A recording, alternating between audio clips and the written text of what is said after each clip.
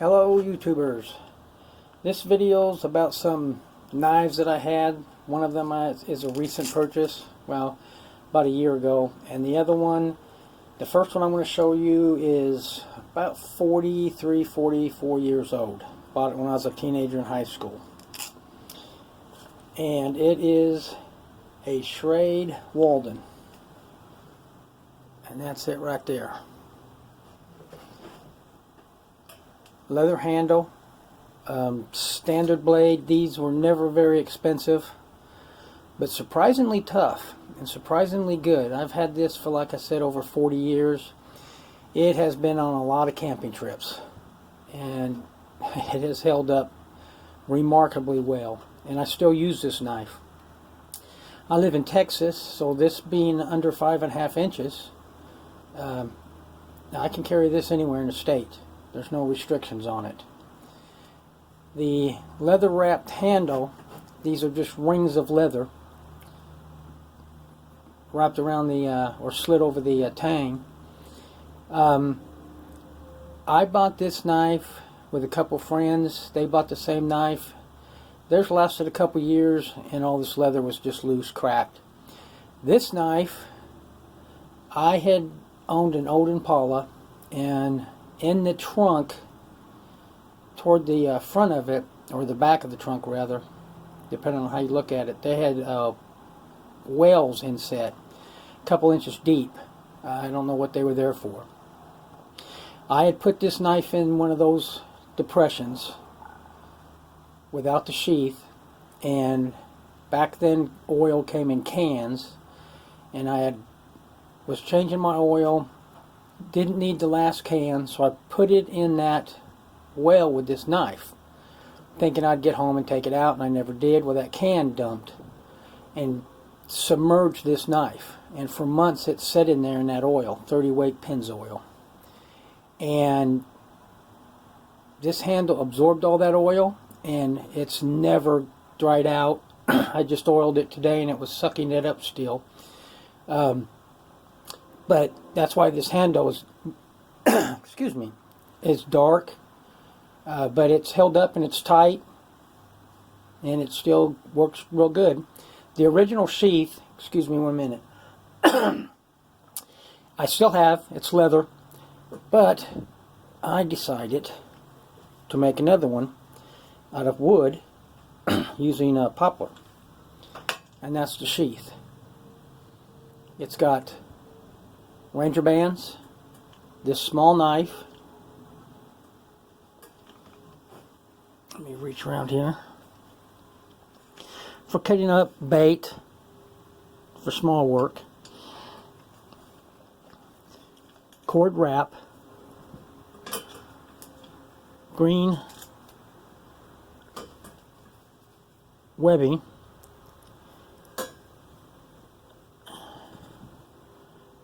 And this is covered in the other knife. You can see it more with tool dip to keep it from raveling.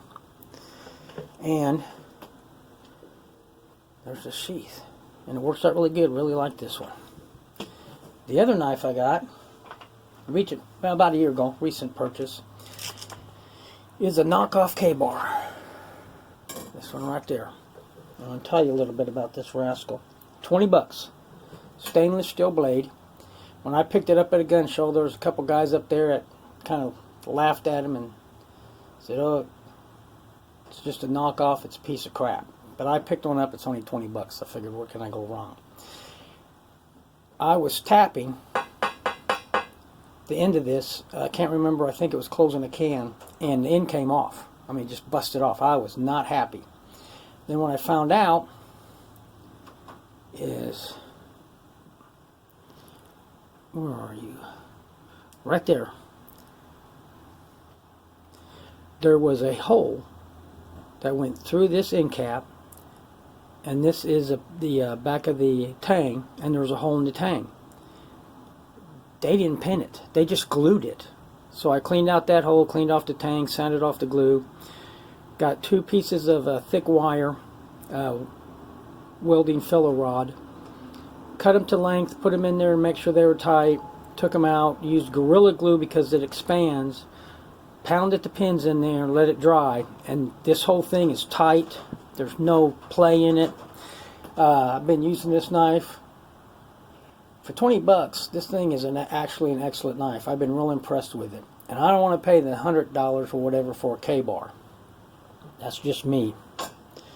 So for it, I picked up a baby Kbar. And what I did with that rascal is I made this. Poplar wood, Ranger or paracord, wrap, Ranger bands, green webbing. You can see on here really good I put this in tool dip to keep it from unraveling. Did the same with this a little bit. And then this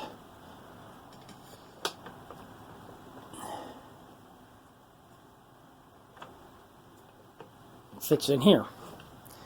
Now, for fixed blades, these are my two primary knives.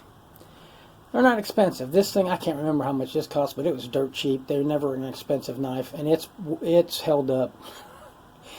My brother used to buy buck knives, and this thing is still around, and his aren't. Chip blades, busted blades, just different things, and this knife, which he laughed at, I still have. This is an inexpensive blade, but it's been holding up really good. Handle's good. It's been tight. Been real happy with it. This was $10. This was not very much.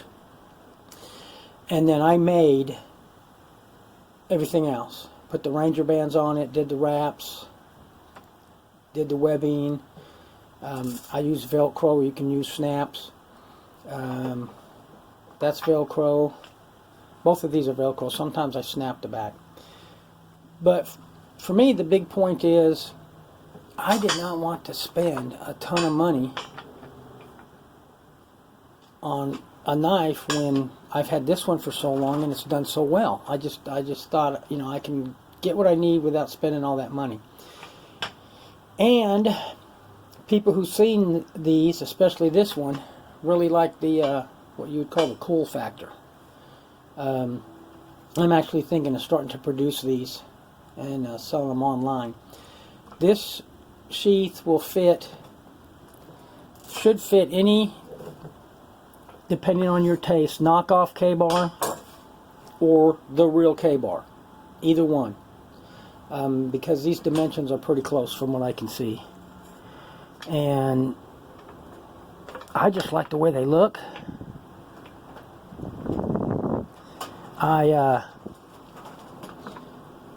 They work fine. They do their job. It gives me two knives, two different sizes. A lot of the people, and I'm not sure why, but a lot of the people my age group tell me, and even older tell me, this for whatever reason reminds them of Vietnam. It doesn't to me, but I've had some comments like that. And that's got to do with just the time they grew up in and the time they lived. Like I said, this one, if I'm fishing inside city limits, I can carry this one and not worry about it. And if I'm out past city limits, I can switch over to this one. This one I can carry. There's only a few restricted places that it can't go because of Texas law. And I'm not going to be going to a courthouse or school with it or a sporting event. But these weren't expensive to make. A couple dollars for the wood. And on the wood, it's two pieces. You can see there's the thin piece right here. And then this side is the thick piece. And then I router out the silhouette of the blade in there and do it freehand, and that works really well. And then I just glue it together. And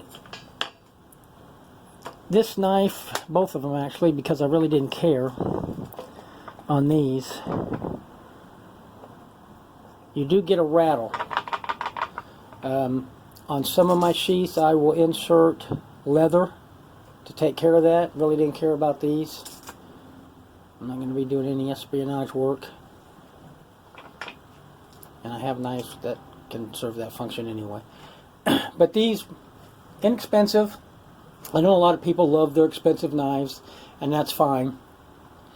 And I used to have a couple expensive knives, and these seem to last longer than those. I might just be getting bad batches of knives. But like I said, 44 years, and it's still a perfectly good knife. This one's about a year and a half old, and I expect it to be around just as long. My son will probably end up with both of these. But no, and this I picked up actually at an electronics store. They had a little knife. It's called Fry's. They have a section for knives, and I picked this up for $10. Can't remember where I got this one. But anyway, they're not that hard to make. Everything came from a